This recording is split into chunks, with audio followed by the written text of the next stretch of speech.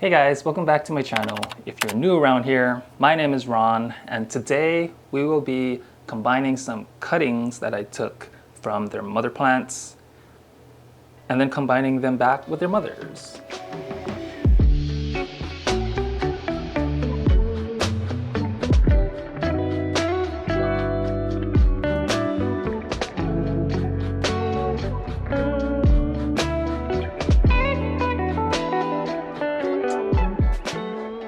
So about 5 weeks ago, I took some cuttings from my Philodendron Melanochrysum, Philodendron Brantianum, the Philodendron Varicosum, and also my Syngonium elbow. I took the cuttings mainly because they were getting too tall in my Mills bowl cabinet. I realized that the new growth coming out of the mother plants, they're growing pretty quickly too, so give it a few more weeks, they're gonna reach that same height again. So I think I should actually move them out of the Mills bowl cabinet because I want to make more space in there for other plants. So the mother plants have been in my Mills bowl cabinet for about 4 months, something like that. But then the cuttings lived outside of my Mills bowl cabinet for, like I said, the 5 weeks.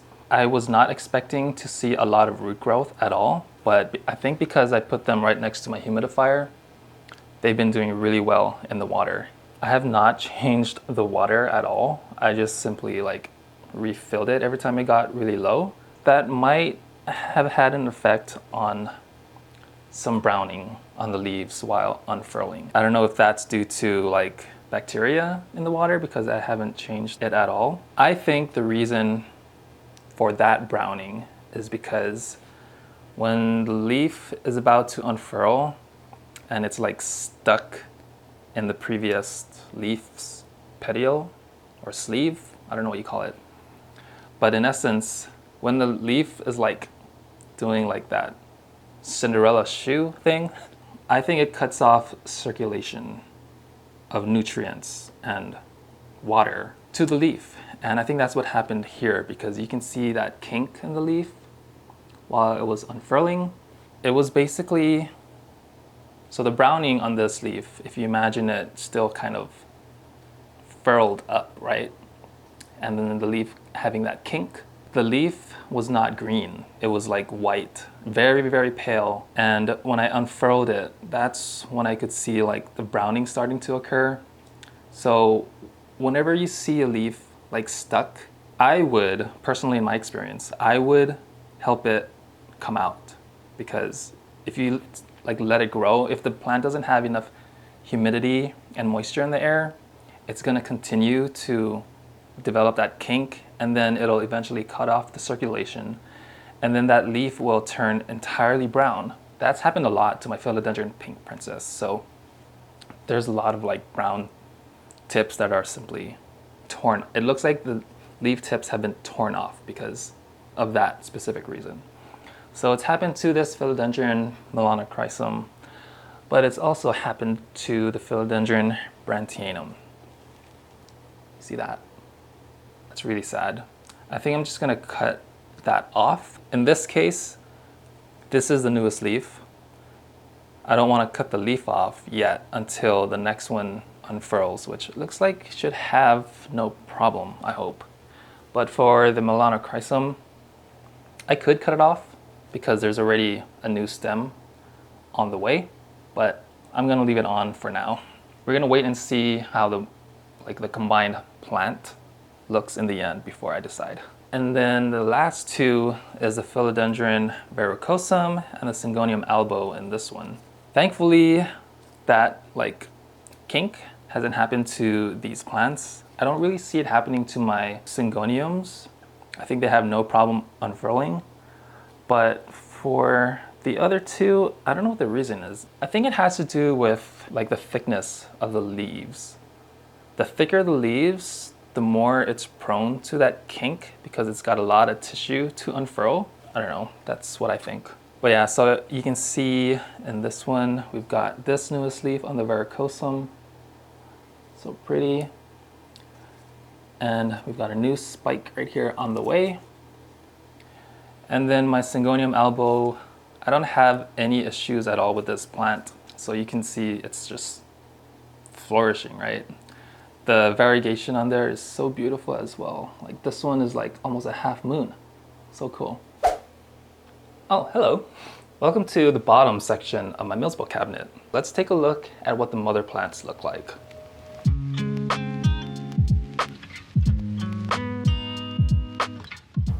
All right, so they're all in 4-inch pots. Wait, where's the fourth plant? 1, 2, oh duh, there are 4. So this is the Philodendron Brandtianum. When I first got this plant, it only had like 5 leaves or so, and it didn't really look like it was in the best shape either.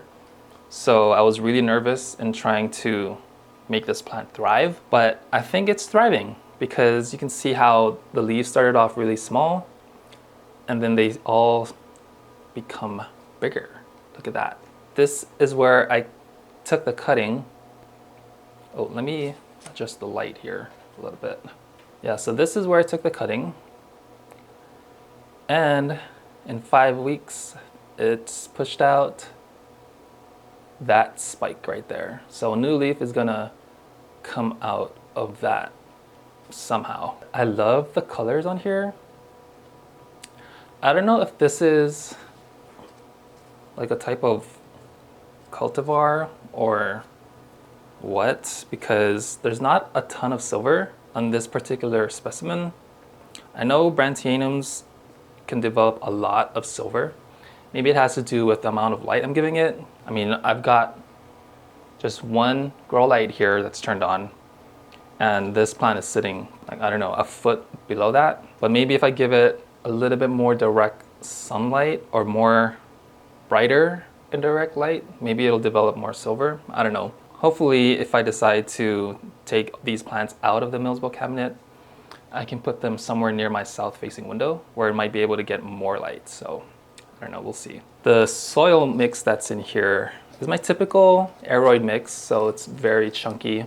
These days, I'm gonna try to put more cocoa husk because it's very chunky, and I want to introduce more air into the soil because, I don't know, the recent mixes that I've been making for my plants tend to have been kind of dense. So, and I think that's due to me eliminating the use of potting soil, like general potting soil mix, because I find that they come with pests, mainly fungus gnats and soil mites. So I'm trying to like wean myself off of that. Actually, I've completely weaned myself off of that, but in replacement, I've been using like straight peat moss, which is this right here. But the thing with straight peat moss is that it's very dense, and over time it can become very hydrophobic. So I think that's the main downside to using this instead of soil mix. By introducing more chunky bits into the soil mix, I think I'll be in a better shape because I need a lot of chunkiness in there to kind of break up this peat moss. But I'll show you like how I mix the soil and all of the ingredients. So yeah, that's the Philodendron Brantianum mother. The next one is the Philodendron Melanochrysum. This one is also in a 4-inch pot. I think I've had this one longer than the other ones, except for my Syngonium albo. I've had that one forever. But just like the Brantianum, this one has been growing bigger and bigger leaves too. And I love the velvet texture on these. It's so beautiful. Oh, I thought that was spider mites, but it's just leftover diatomaceous earth. What can I say about this plant? So a lot of people say this plant is very sensitive and it could be difficult to grow, but as long as you put it in some kind of high humidity environment, my Mills book cabinet has anywhere from like 70 to 80% humidity. I think you'll be able to grow this just fine. Here is the incision point on this mother plant right here. And 5 weeks later, the new leaf is showing. I love the way it unfurls too. Like it starts off with like a pink tone, and I don't know, with like magic dust, it turns green, which is pretty Cool. So although the leaves might look very velvety, they do feel pretty thick, kind of like a Monstera deliciosa leaf, if you imagine that thickness, but a very like matte finish and feel. It's hard to describe, but if you imagine like a suede material, like on your bags or like your shoes, that's kind of what it feels like. Also, something else I want to point out on this plant is the stem. Like the main stem is pretty thick too, in comparison to like the leaf size. This one has been a very consistent grower for me, just like the Brandtianum, actually just like most of my plants in the Millsbo cabinet, they all seem to love that environment. I don't know why, but yeah, this is the Philodendron. This is the Philodendron Melanochrysum mother. Next mother plant is the Philodendron Verrucosum. I remember this one because when I got it from the Equigenera pop-up, it was not in the best shape. I even remember trying to find an alternative one in the store because they let you like switch out a plant if the one that they gave you doesn't look too good. And the one that they gave me already had like yellowing on the leaf, like this original leaf right here. You can see there's some yellowing on the edges. This one right here has some rough spots. It's even got a tear right there, but it's still hanging on. So I was very nervous in trying to rehabilitate this one, because this one I've heard is very sensitive too. It's hard to keep in a very good condition because the leaf on here is quite thin, much thinner than like the Brantianum and the Melanochrysum.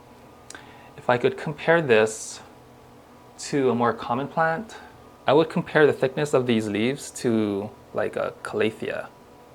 Like any calathea, typical calathea that you can find, like a Makuyana or a calathea rattlesnake. That's the kind of thinness that these leaves have. Calatheas have like a sheen to the leaves, whereas this one, it's more of a matte finish and very velvety, but it is quite thin. So because of that, I think it relies on the moisture from the growing medium, but also in the humidity. Here is where I took the cutting. In all my cuttings, I try to take it very close to the node so that when the plant continues to grow, you don't really see a stem sticking out. But 5 weeks later, there is the new leaf, and it looks so pretty. Just like the Melanochrysum, it also develops that pink tone to it. And then it turns green. But then the Varicosum, when it matures, you'll see it on the cutting actually. Like there's like splotches of like a deep red and burgundy. I don't know what color that is actually. But anyway, this one is very interesting because when I took the cutting, it started pushing out growth from lower in the stem, like right here. You see that? But it's not taking off. That's what happens when you take cuttings off of mother plants. It might focus energy lower in the stem in multiple locations. So in this case, it pushed out energy from the topmost node, but also in 2 other lower nodes. But in this case, it pushed out all of the energy in the topmost node, and then it stopped pushing out energy, unlike these ones. So I don't know if this will eventually become a leaf. There's another one right there. And another one right there.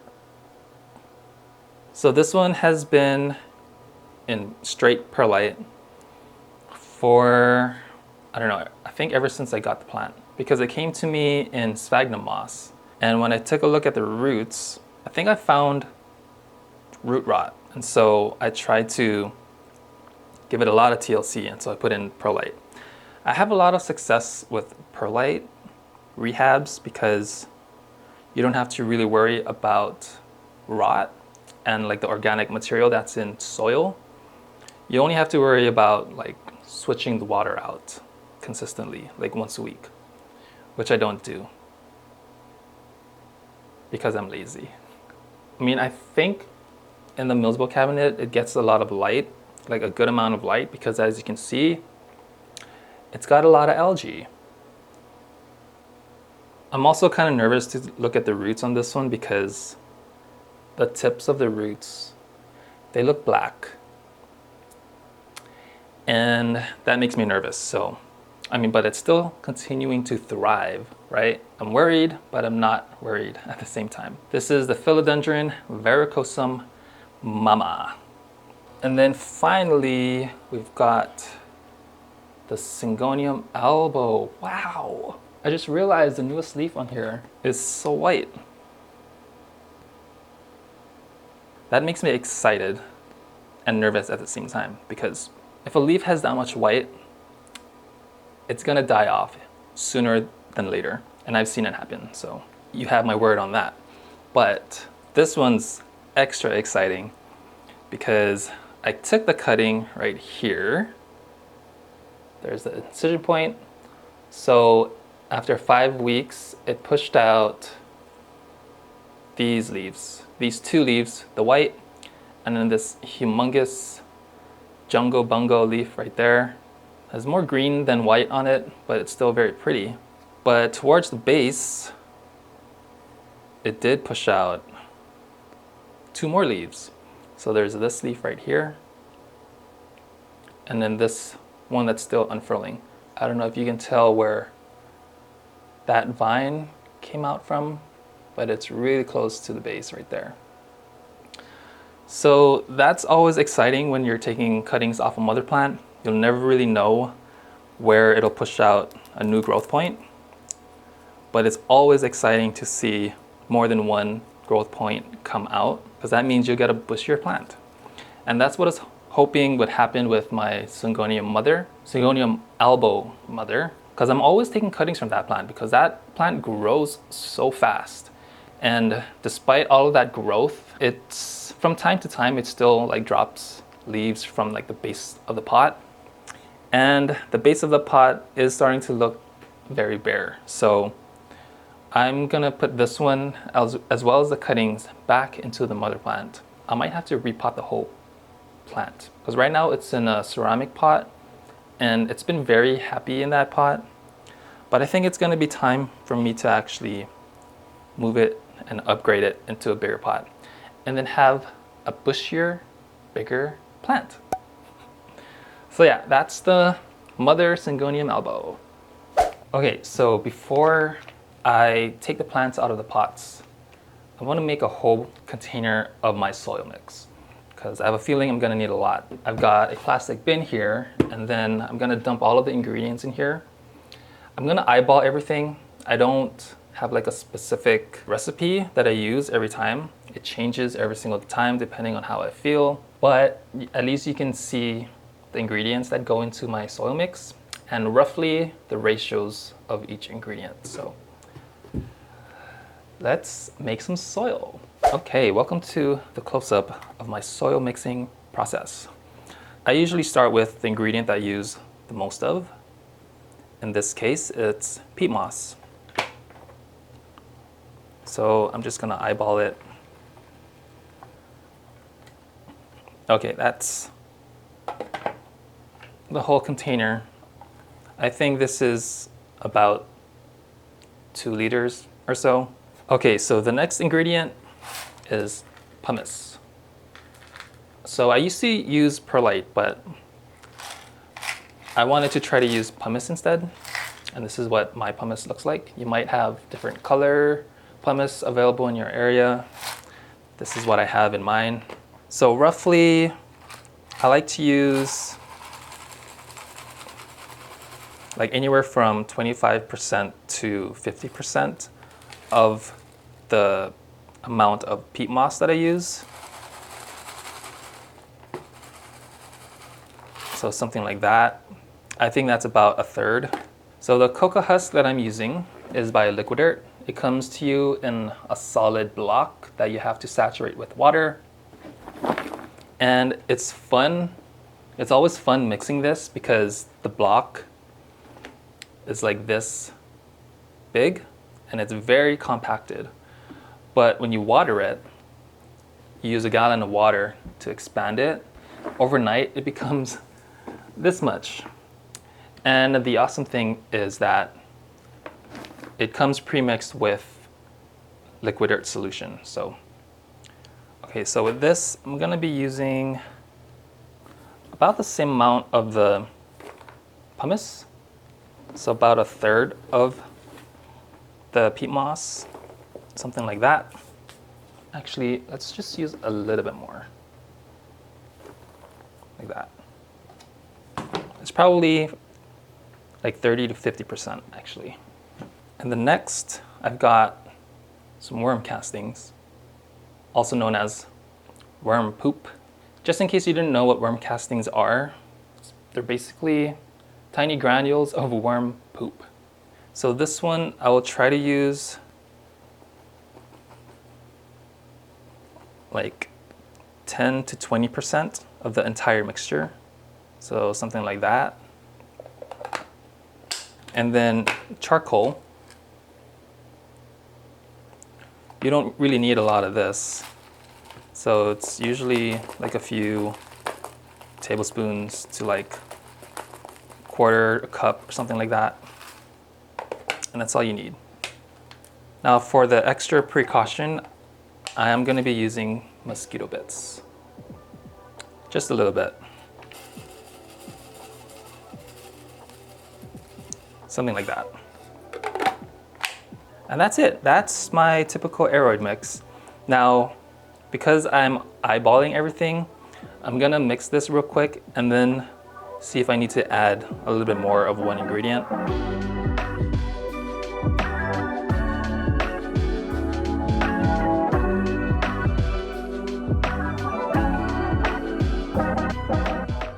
Okay, so I think I could stop there, but I feel like it needs more airiness in there.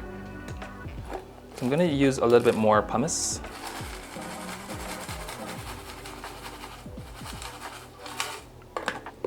And some extra cocoa coir. Cocoa coir, I meant coconut husk.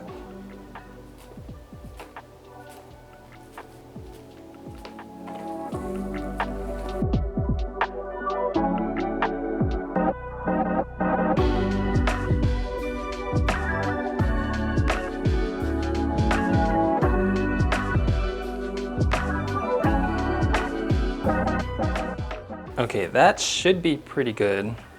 You can always test how dense it is by like taking a bunch in your hand and then squeezing as hard as you can and then seeing if it falls apart easily. That seems to fall apart pretty easily, but I'm just gonna add the rest of my container of pumice here.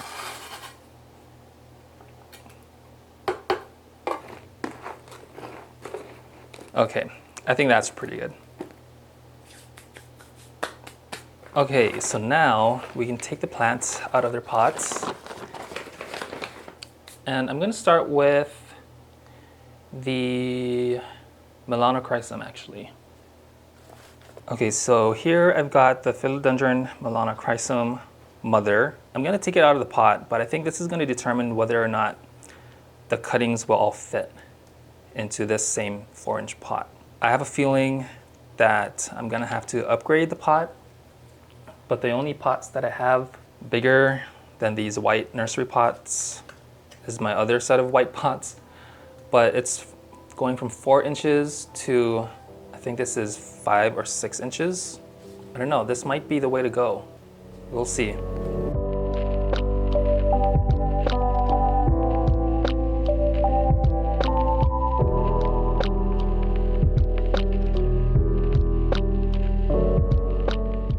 This is what the root system looks like. I don't want to mess with it too much, so I'm gonna leave it just like this. It looks pretty dense with roots, so I think I'm gonna have to upgrade the pot. Now let's look at the cuttings.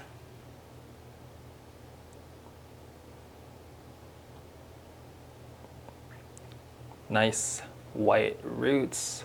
Okay, so this leaf right here with the brown, this is actually the top cutting. There are 2 other cuttings in here, and each of them have signs of new growth. So there's one right there, and then one right there. So that's awesome. So yeah, I'm gonna combine these two into the bigger pot.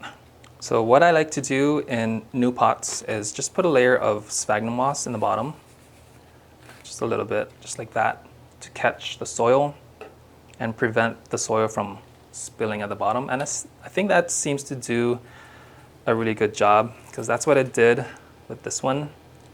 And if I show you the bottom, oops, I mean, that's what it looks like. All you see is the dried up sphagnum moss. And that's where the majority of the roots are actually. And the roots down there, they look like they're in good shape. But because the pot was really small, it hit the sphagnum moss and then began pushing roots upwards, which is not a good thing. You always want to have roots growing downwards. Okay, so in this case, because the roots are growing in like a circular motion, I do want to try to separate them and then force them to grow down.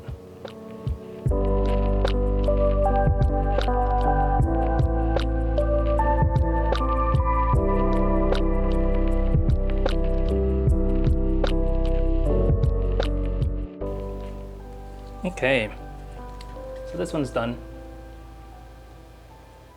All right, next one is the Varicosum. So this one, I'm really nervous about the roots because, like I said, they look very black, but it's still pushing out healthy growth.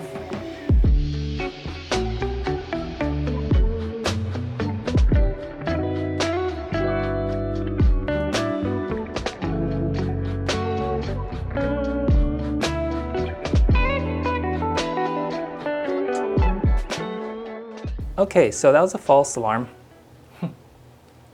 Because if we look closely, yes, the roots do look a little bit black, but we can still see that they are quite fleshy and thick.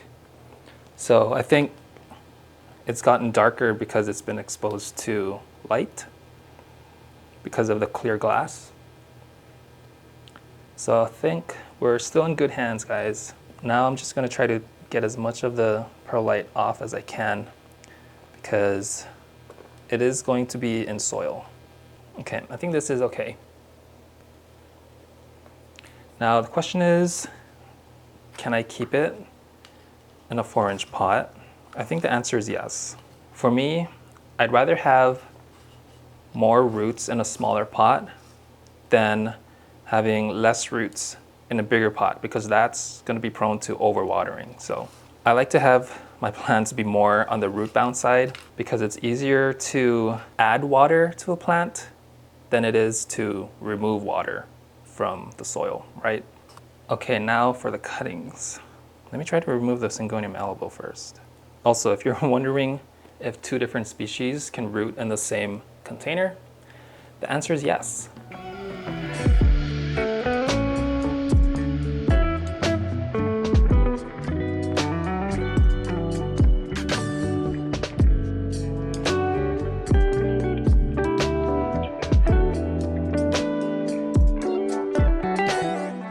Okay, so we've got 3 cuttings in here. This is actually very interesting. I thought the Syngonium elbow was gonna have like new growth faster, because I'm so used to how fast my Syngonium elbow grows in comparison to all my other plants, whether it's rooting or whether it's the mother plant. But this Verrucosum, each one has new growth. So this is a top cutting. Not a ton of roots, but these 2 mid cuttings. Look at the roots and the new growth. That's cool. So yeah, I think all of these will be able to fit in the 4-inch pot.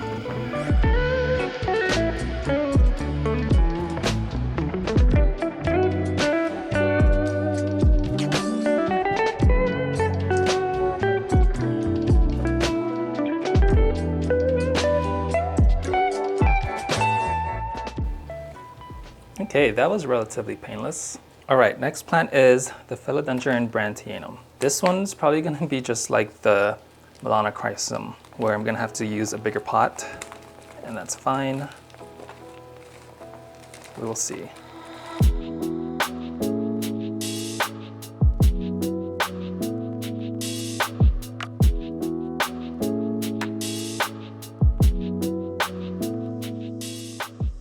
So actually this one doesn't have a ton of roots. So I think I can still use the 4-inch pot with the cuttings, because even the cuttings don't really have a lot of roots. So cute. But let me try to separate this first.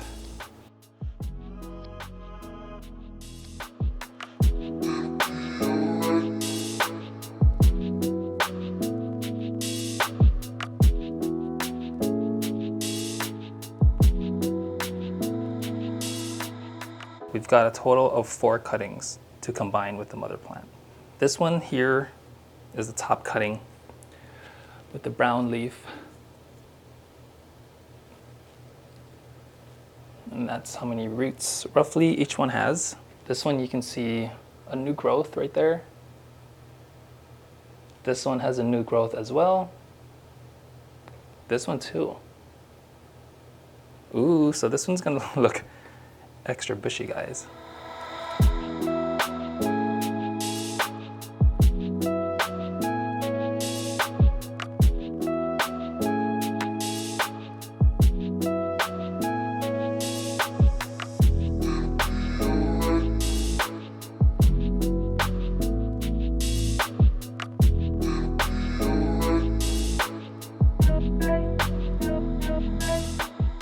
Okay, there we go.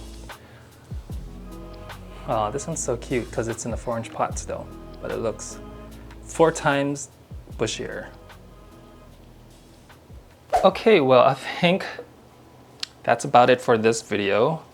I was gonna do the Syngonium elbow, guys, but I realized that's probably gonna take a long time. For now, here are the 3 newly combined plants. We've got the Philodendron this one is the melanocrysum. The Philodendron brantianum right here. It's looking so full. Oh, I can't wait for this one to be so bushy, guys. I'm wondering if I should just let this grow as a trailing plant, because that's gonna look really nice with this cascading effect, trailing down, right? I don't know. Let me know what you think. And then we've got the Philodendron melanocrysum. This one too, I don't know if I want it to be trailing, but it looks pretty cool with it staked up. So I think at some point with this one, I'm gonna add a moss pole.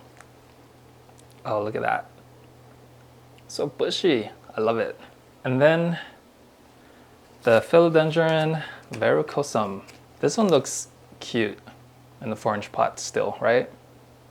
I might leave this one in the Millsville cabinet because of the fact that the leaves are very thin and sensitive, I think. Yeah, the color, the different colors on the leaves, right? On the back, you can see more of that effect. So pretty. All right, well, that's about it for this video. Let me know if you enjoyed it by hitting the thumbs up. And if you haven't yet already, plant scribe. Now I just have to water these baby mamas, baby mamas? Yeah, I just have to water them and get them settled in. And I think I'm gonna put them somewhere up here on this shelf, with the exception of the Varicosum. Like I said, I'm gonna leave that one in the Millsville cabinet because it's a lot more sensitive than the other plants. Oh, they're so pretty. Stay tuned for the next video, I think, hopefully. I'm gonna be potting up the remaining of the Syngonium elbow plants with the big mama right there. I don't know, maybe I might attach that one onto this wall going up, because I've been meaning to do that as well. That's gonna be a fun little project for me and for you. Thank you guys so much for watching, and I'll see you in the next one. Bye.